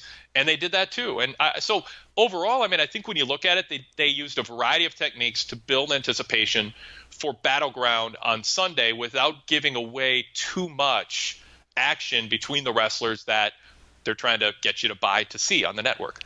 So that's kind of my quick overview of SmackDown. What was and that assessment of putting the talent together in a tag match? Which match are we referring to? Oh, I'm sorry. The main event: AJ Styles and Shinsuke Nakamura versus Kevin Owens and Baron Corbin. And in the end, U.S. title challenger Kevin Owens pinned AJ Styles after countering a Styles clash. And Owens ends up coming in and kind of blindsiding Styles with a kick to the face and then hitting his pop-up powerbomb. You know, what was the best part of that match in your estimation? Because I'll tell you my best part of that match. I mean, I saw it as – I'm not sure that anything's jumping out to me. I saw it as, formulaic. Babyface takes a beat down for a while, teases a hot tag, eventually gets it. That babyface takes a beat down for a while, teases a hot tag, finally gets it. And then there's some chaos, and then there's a blindside due to heel shenanigans, and the heel wins, and now you want to see the face one-on-one get revenge on Sunday. So, like you said, just setting things up for the pay-per-view. Yeah. The best part of that match, though, was AJ Styles' comeback. And he didn't just go in there and do a bunch of stuff. He did kind of trademark AJ stuff. But here's what he did that jumped out from the rest of the match with everybody involved. He had tremendous fire. He's laying his shit in. He was ready to go. I think he sensed that crowd wasn't the greatest crowd in the world, at least the way my TV was bringing it to me. But it was just like, hey man, he just said fuck this, and he started bringing his shit like he always does. And that was the highlight of the match, is watching AJ do his comeback because of his intensity level. He meant what he was doing. He brought the match up. I thought the action just kind of prior to that was going through the paces. We've got a big pay-per-view coming up. You're setting the table. I get that. But his intensity was the thing that jumped out at me in that match. And I thought everybody in the match should have been on the same page with AJ, in my opinion. And I think one of my thoughts coming out of that match is AJ seemed like the star, and Shinsuke seems like he belongs, but he's not jumping off the page. And I'm still waiting for that moment. And I'm not sure if Baron Corbin is going to provide that moment for him. I think it's going to happen when AJ and Shinsuke finally face off. AJ and Shinsuke had a backstage segment, and Shinsuke looked at AJ and pointed at the U.S. title and said, one time when you have an open challenge, watch out because I'll answer it. So they've been dropping hints that this friendship, this alliance, it's not going to prevent Shinsuke from wanting a U.S. title shot. Well, I'm looking forward to him locking up with AJ and having a match because, the backstage segment, there's AJ and then Shinsuke enters frame, however it went, and he points down the title just like he said. I don't know, man. He's just coming across as a guy in the locker room, and man, I'm a fan. So this is the King of Strong Style, and I keep going back at it. People say, "Hey, fuck, Steve, get off of it." Hey, it's King of Strong Style. I mean, I don't know if that's more like no digging into gimmick infringement for Baron Corbin, but I would picture Shinsuke as kind of a lone wolf type cat, and I like a Stone Cold was or whatever. So he just comes in there and he's kind of smiling, and it's just almost like they're making him a regular guy. And I just still see this charismatic guy who's a badass, and he can really go when he wants to. And so I guess that's really what I want to see out of the guy. Okay, while I'm on that, there was two things that jumped off at me. One of them might have been the pay-per-view. Yeah, I think it was that. Maybe you and I were talking before we started the last podcast, and I think Michael Cole said, "This is sports entertainment at its finest," and I was like, God dang, man, Brock and Joe are fixing to go. I bought in. I'm a big fan. I wrestled in the business 15 years. And now two guys that I consider great workers and good friends of Brock, casual friends, a lot of respect for Joe. And all of a sudden, man, you just killed my moment. Hey, man, just say, if you don't want to call it wrestling, just say it doesn't get any better than this. Don't say this is sports entertainment at its finest, because as I was watching, who's on Raw? Is Revival on Raw?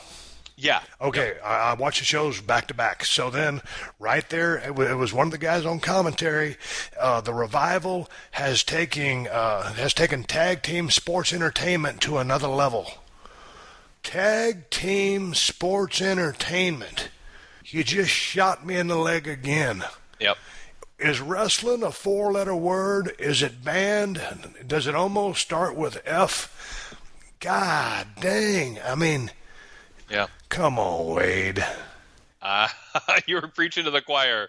You are absolutely not. I agree with everything you say. It grates on my ears. It doesn't sound right. It sounds corporate. It sounds forced.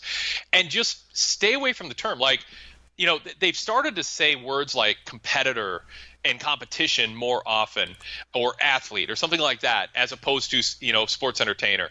If you want to classify what you do as sports entertainment to the trade press and the media and at conferences, that's fine, but I don't really know why those two words ever need to be uttered on the show, because you're reminding people it's sports, but the implication of entertainment is It's not real. That's what people hear when they hear that word.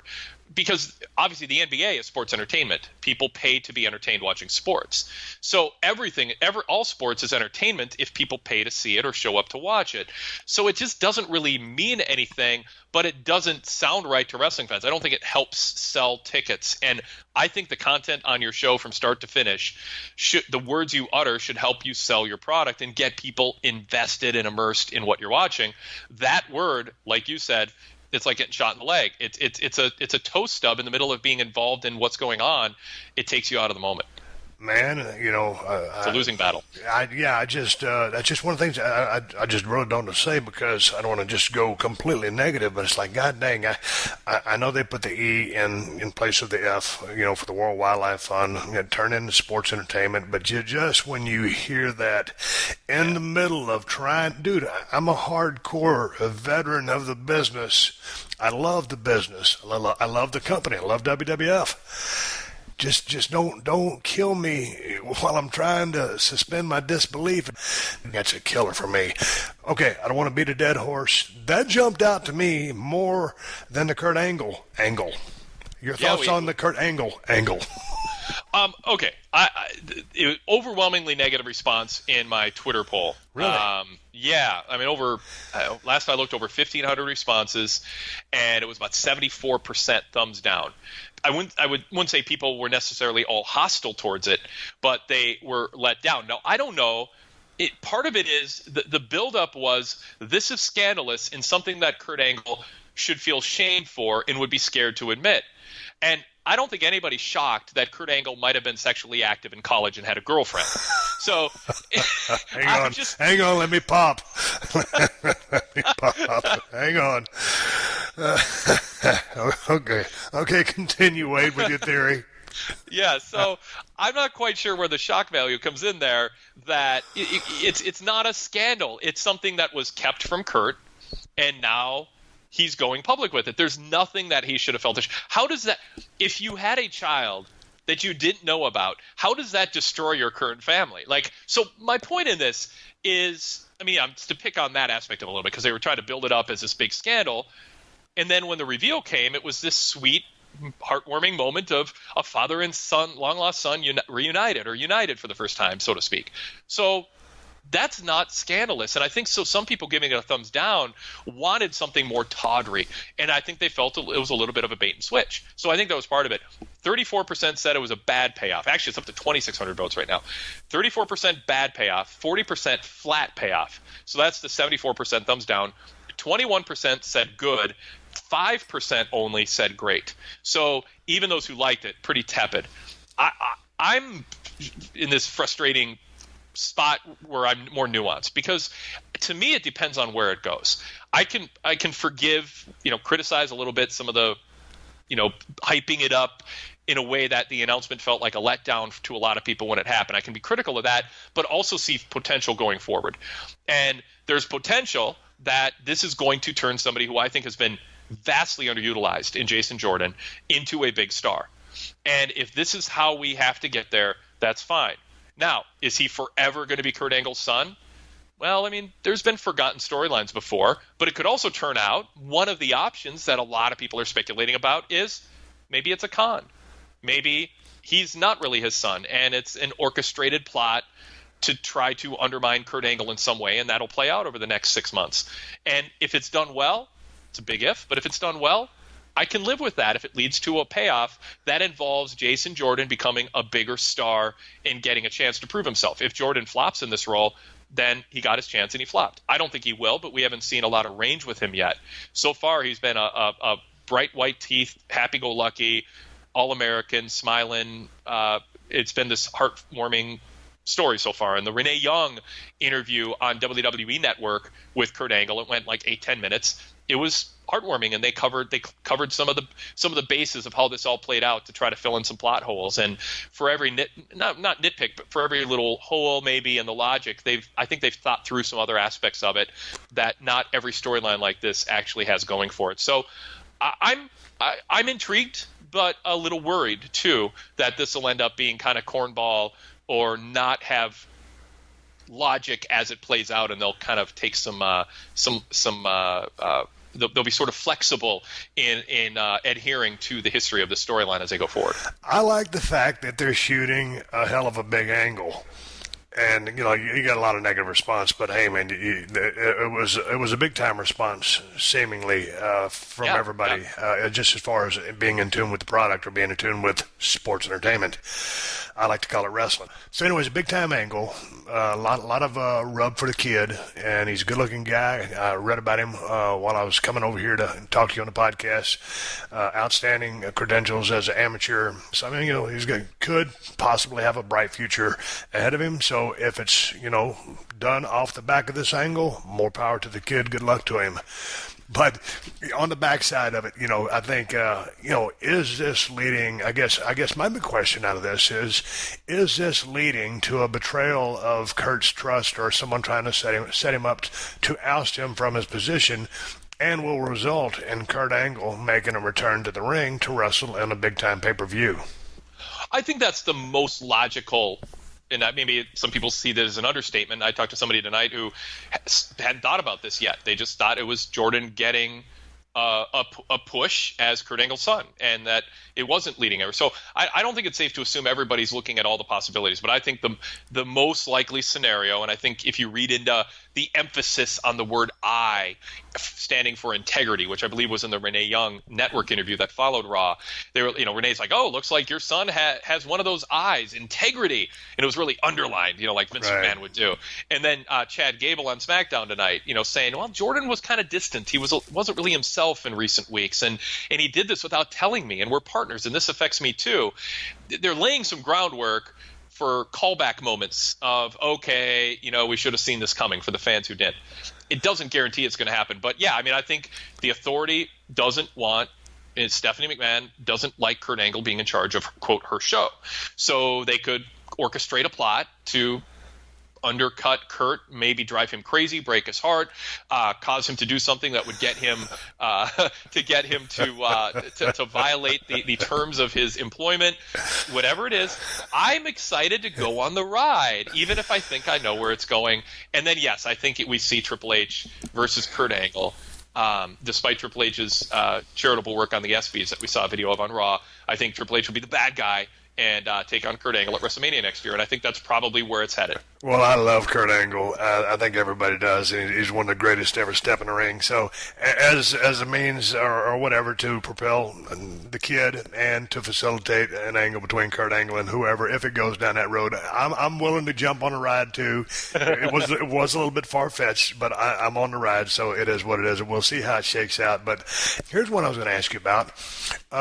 Samoa Joe and Roman Reigns were having a pretty good match on Monday Night Raw, and then all of a sudden out comes Braun Strowman and wreaks havoc on the two combatants inside the squared circle. Give me your thoughts on, first of all, the match, and then Braun Strowman introducing himself to the match and ruining the match. Well, it's a continuation of Samoa Joe being treated like he belongs in the ring with Vince McMahon's number one project, Roman Reigns. And Roman keeps getting better, and Samoa Joe is absolutely getting an unapologetic push as Reigns' I don't know if I'd say equal. He's beat him twice, so in a way he's above him, but in other ways he's, no one's thinking Joe's going to be taking Reigns' place as the top guy in the roster for a variety of reasons. But he's right there, and this is a continuation of it. This was a chance, and I thought there was a chance that they would put Reigns over Joe. And that Samoa Joe, Joe got 2 wins, Reigns would win, Reigns would go on to WrestleMania one-on-one with Brock, and Joe would just move on to something else. And that'd be fine. Joe would still be in a better place than I imagined 4 months ago he'd be. But instead, they, quote, protected Joe by having Braun run in. I don't know where SummerSlam lands in terms of if it's going to be a triple threat, a 4-way, or they do a rematch Joe and Reigns, or Angle due to the distress and his being all distracted by his new son Jason Jordan, if he just makes some arbitrary call that doesn't need logic because we forgive Kurt because his mind is elsewhere. I don't know where it's going to go, but Braun Strowman is so freaking over right now that, and Jim Ross wrote about this too, he is a monster character babyface that's going to make money for WWE for years, and it's just a matter of when do they decide to cast him officially as a babyface, which comes from matching him up primarily against heels. But boy, did the crowd pop for Braun. Well, they popped for him, but here was my takeaway from it. The guy was having a okay match, And, I don't know if it's going to be a three-way or what they're going to do in that pay-per-view. So I figure, they're introducing Braun. But when Braun came out, he got the pop that you talked of. And I didn't think the crowd was great in that building. Maybe I didn't have my TV turned up loud enough. But, yes, for sure, he got a positive response. Yeah. It didn't blow the roof off the building. But then after the damage was done, I felt that either the angle lingered too much, he stayed too long. These guys were fighting for the right to fight Brock Lesnar at SummerSlam. And so you're looking for that finish. He destroyed the possibility of that finish. So then, although they popped for him, when he left, it was not the same as when he came out. I think that's fair. Yeah. And I think that's absolutely fair to say that it might have gone on a little too long. Like, he teased leaving the ring and then went back in, if I remember right, like put his leg over the top rope and then, no, I'm going to go back for more. And I think it's this idea of, that Vince still has in his mind Strowman's a heel, and a heel would go back and beat up fallen foes even more. But I think the fans see that either you've overstayed your welcome, you popped us, it was a big moment, now get out, don't overstay, or the fans are some fans are probably like, yeah, more Braun, just beat him up, especially if they're anti-Reigns, which, 30 to 70% of the crowd is anti-Reigns, depending on the city. They might like Braun doing that more. But yeah, I mean, when you say that, I agree that I thought when he was going to leave the ring the first time, I thought that in retrospect would have been a better time to leave than to go back and do more, especially if there is some thought to turning a babyface or just going with the babyface pops. Well, because right now the tide is, everybody, he's seemingly a babyface, but they haven't really turned him. I don't know if they will ever officially turn him. Let's go back to Seth Rollins. Seth Rollins came back from that devastating knee injury, but it was a bad one. Took him out of the business for a while, and he comes back. The people want him organically as a babyface because they're happy to see Seth freaking Rollins back, and they want to just keep him as a heel. So, man, there was a natural tide. There was a natural wave of enthusiasm and emotion for him to make his comeback, and then he had to maintain the heel position because that's what they wanted him to do, and that was the time to turn, Seth Rollins organically babyface, and I think he'd be more over now than he is. And the same thing with Braun. I mean, you kind of keep him in this neverland or in the gray area, but when the people want to start buying into you, and you're getting those kind of pops, and you go into the murky waters of disturbing this match of two guys who are fighting for a right at that, a shot at that title, and then you muck everything up. Do your thing, get the fuck out of Dodge. It's like Triple H always says, every week is another story, or it's a continuation of the story. Okay, I know the story's going to continue because it's episodic television every single Monday and Tuesday, so I'll tune in, but don't dilly-dally too much with this thing. You're gonna screw up the kids' momentum or the big picture and just dilute it all. Well, and I think the crowd, was flat for the Jason Jordan announcement. That was not a big pop. That was not embracing the storyline. But I think WWE might have thought, we gave them a reveal. We gave them the payoff. Jason Jordan is Kurt Angle's son. So we don't need to do the payoff to the other big selling point on the show, which is who's going to be the main event at SummerSlam. And we have a good excuse for Kurt Angle not making a decision because he's preoccupied with his new son. And even Renee Young, on the first question she asked Kurt is, what's your ruling on this match? And Angle's like, I'll worry about that later. All I can think about is my wonderful son. So, in their mind, I think they had a storyline reason to drag it out and leave that as a hook and play that out because they got a few more weeks of SummerSlam hype yet to go. But yeah, I mean, can you think of anybody, Steve, that just comes to mind besides more a contemporary example like Seth, where they stepped in the pile of proverbial shit when the feeling was this might work and it was a setback or it just killed somebody off? No, I mean, nothing jumps to mind, specifically right now. And I really enjoyed the promo between Seth and Dean Ambrose. I don't know where they're going with this. If these guys are going to end up, Seth, offering his back to Dean Ambrose, take that chair shot at him. I thought Dean really delivered his end of the promo well, and as did Seth too. And I like that angle. I like that promo stuff that both those guys did because I thought, I didn't know what direction they were headed, what they're going to do with them. Now I'm back invested with those guys. And the only reason I bring that up because I'm happy Seth Rollins is finding solid ground again because, like I said, when he could have been a babyface back in the day and then they want to remain heel, and now all this work to kind of regain his momentum, the kid's got all the talent in the world. Just like to see more character development and see him do more stuff like this, which is engaging and it makes you care. And then I'm not trying to not answer your question. I can't really think of anybody specifically. Can you think of anybody like that?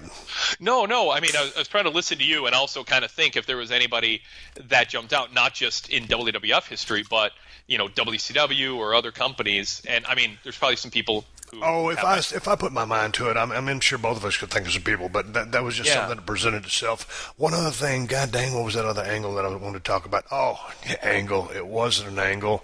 It was Fandango and Tyler Breeze, Jesus Christ, pulling the horse head out of the box. God damn it, I popped. I rewound that segment twice.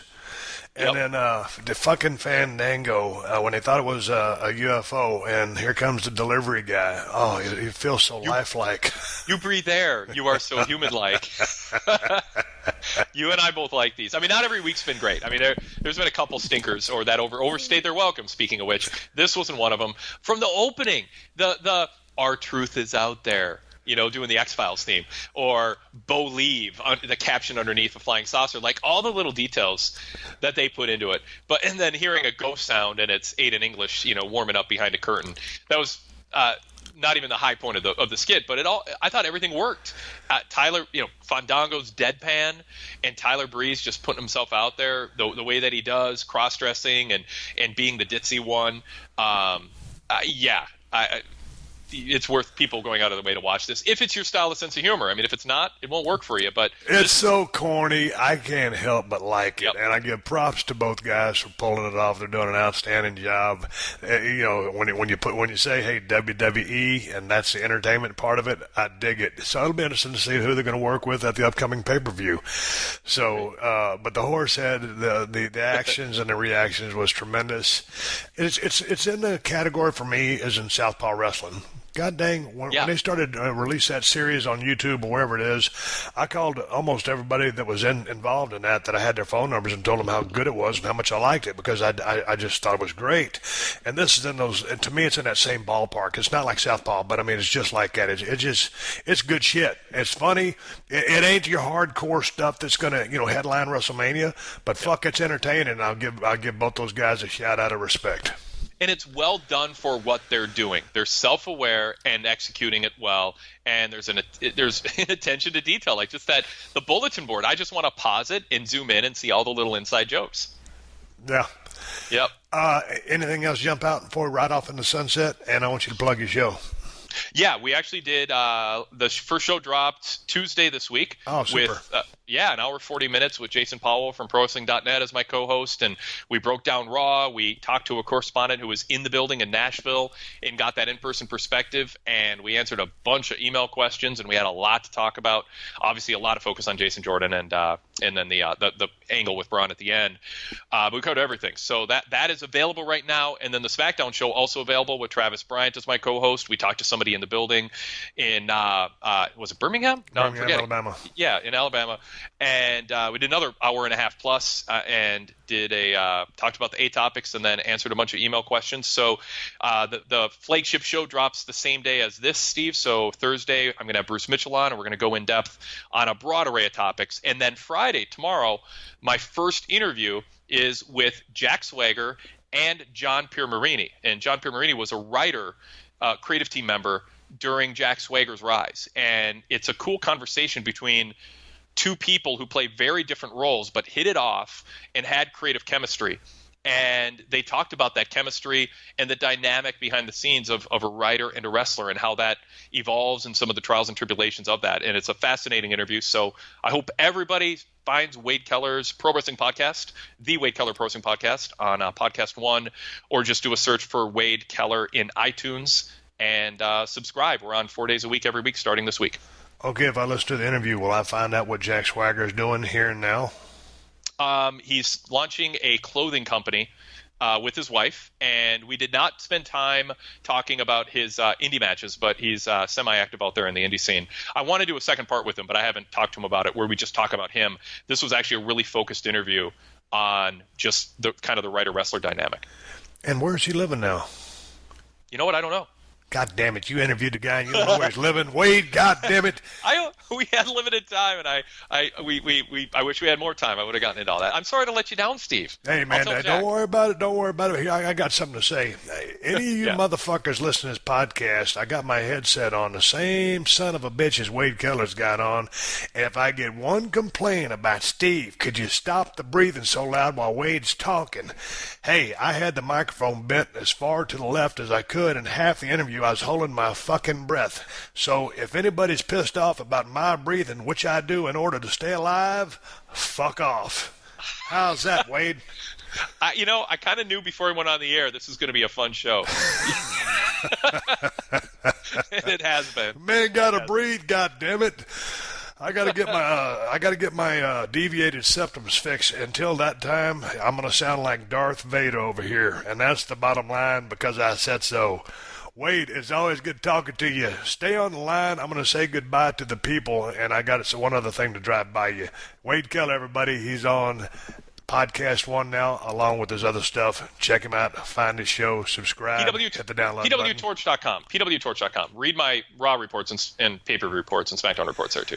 Thank you, Wade. We're out. Yep. Thanks, Steve.